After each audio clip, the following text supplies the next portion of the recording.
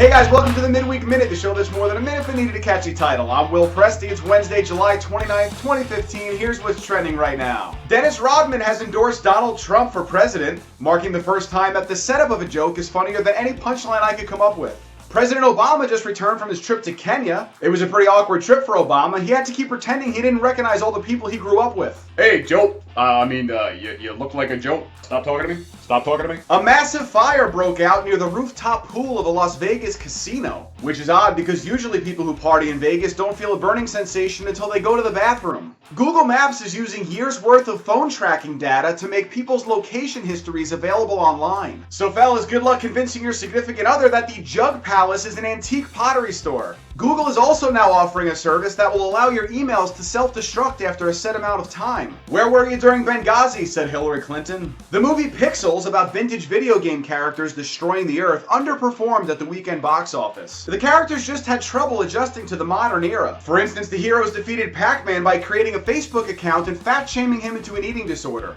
Theaters around the country had trouble showing the film because the projectionist forgot to blow on the cartridge first. 90s problems. The Philippine government recently prevented Chris Brown from leaving their country because of a contract dispute. Brown was upset that he couldn't leave earlier because he really wanted to beat the traffic. That's bad.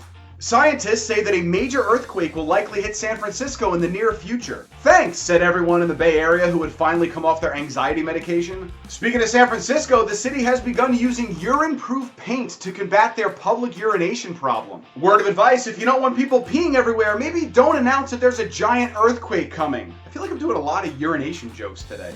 Urinate. And if you had a nicer ass, you'd be a 10. And finally, China just broke ground on a new Disney park that will open in Shanghai. It's gonna be so great on opening day to see all those little kids get to enjoy the rides they built. Time for some big news. Once again, the latest In Touch Weekly featured jokes from Late Night with Seth Meyers, Conan, The Soup, and Our Show.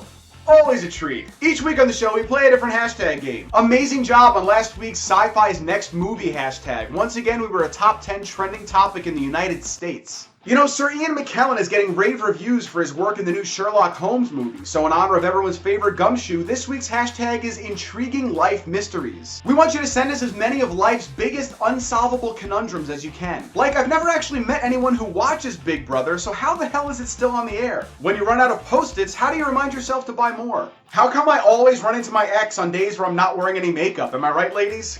Isn't that a thing? I think that's a thing, right? Trying to reach out to all the demos. Send your intriguing life mysteries to @Midweek Minute. We'll take the best ones, put them on next week's show. Don't forget to download the hashtag Roundup app. It's free, it's easy to use, and it'll take your Twitter game to a whole new level. As always, be sure to like and subscribe to our videos right now. Follow us on Twitter at the handles listed below. Leave us some comments and feel free to write to us. We'll do our best to get back to you. For the Midweek Minute, I'm Will Presti. See you next week.